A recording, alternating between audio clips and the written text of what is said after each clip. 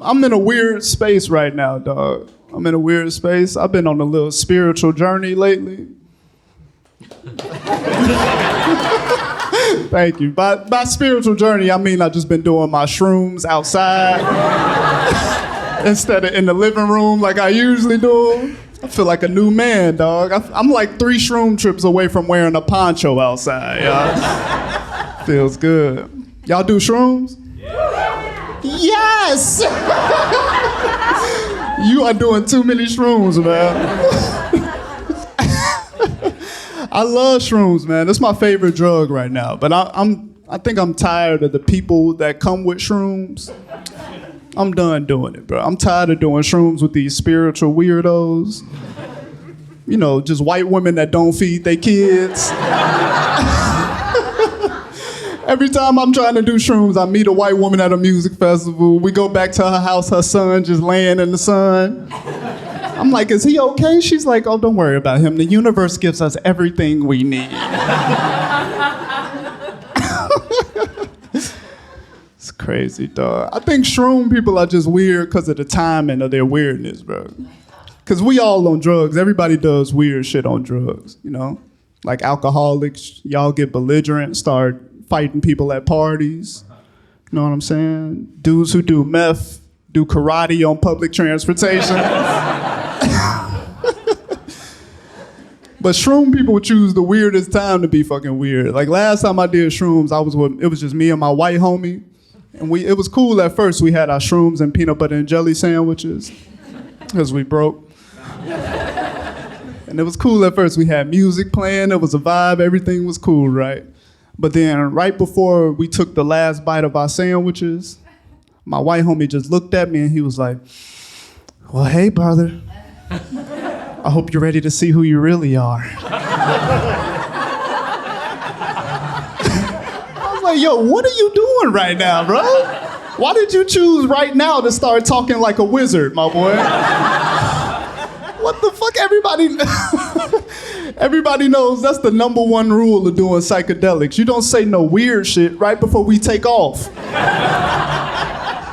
You know what I'm saying? That's like you going into surgery, sir. And then right before the anesthesia hit you, your surgeon just lean down in your ear and go like, hey, bro, we appreciate your sacrifice, brother. No, don't get up. It's okay. I had to stop doing, I'm doing shrooms because I had to stop doing a lot of I had to stop smoking weed recently. I know it's devastating. Some 16-year-old is crying in the crowd. I had to stop smoking weed though, man. I knew it was time for me to stop smoking weed because I was starting to forget what it felt like to have an emergency. Nothing's urgent when you high, y'all. That's what I'm trying to tell you. It's crazy. Weed makes you way too complacent with life, bro, and that's the problem. There's certain shit you need to be in a state of fucking panic for. You know? Like the other day, I quit, but a few months ago, I smoked so much weed that my heart literally started skipping a beat, y'all. Serious, man. But instead of being an adult and going to the fucking emergency room, I was high and I tried to play it cool, so I just turned to my homie and I was like, hey, bruh, your weed got my heart doing jumping jacks. And that was supposed to scare him, make him take me to the hospital, but it kind of just sounded like I was flirting with my homie. And that's not cool. Now we both scared. You know what I'm saying? We in this room alone, my heart fluttering, your heart fluttering. I hang out with thugs, so he ain't take too kindly to that. He stood up, he was like, what you say? And this was the point in the conversation where I should have been like, hey, my bad, bro. I'm having a panic attack. Please take me to the hospital, bro. But I was still high and trying to play it cool, so what came out of my mouth was, hey, bro, I know you've been feeling what I've been feeling, dog. I never talked to him again, dog. I lost a friend and a drug that day, bro.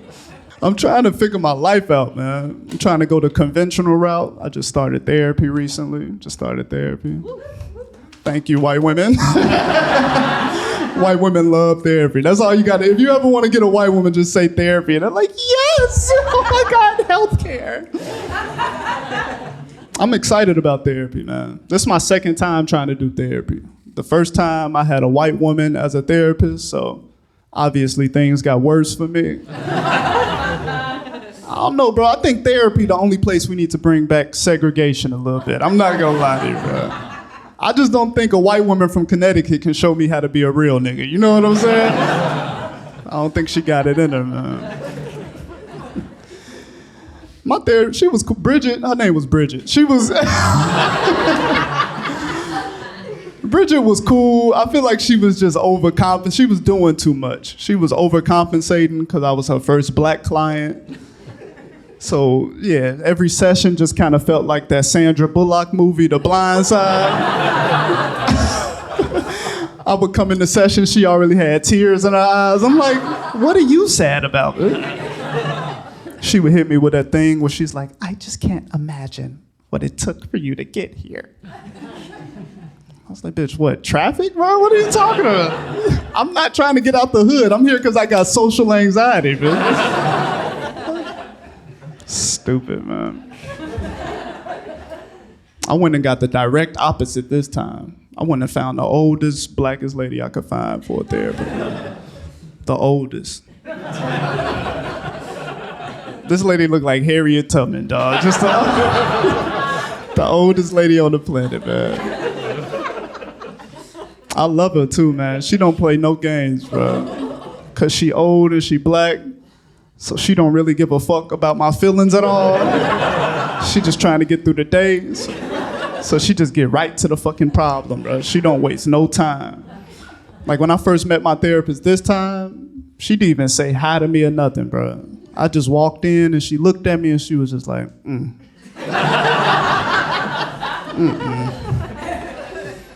Listen, Antonio, fucking all these astrology girls ain't gonna bring your dad back. You're right, Harriet. You're right. Somebody phone ringing? Bridget, she's here.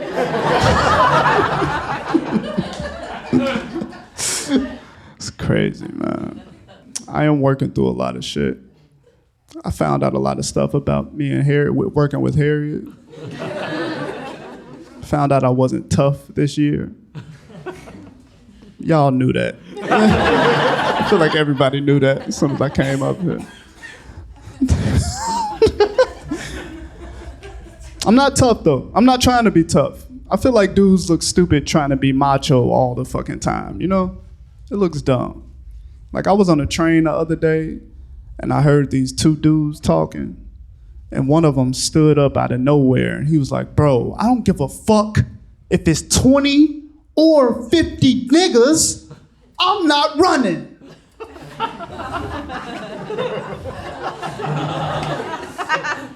I was like, 50 niggas?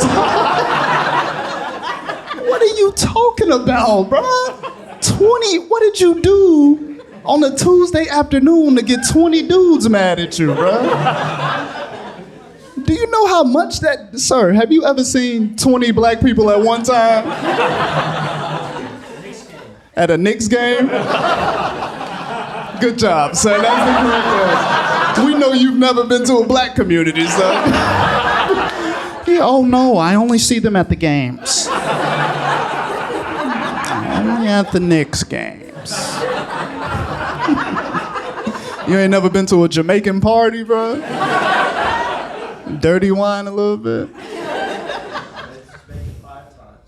You been to Jamaica 5? Stop flexing, shut up.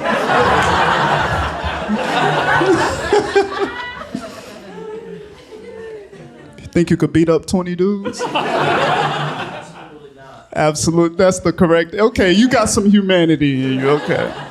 Your money not gonna save you from 20 niggas, though. Not even from one, sir.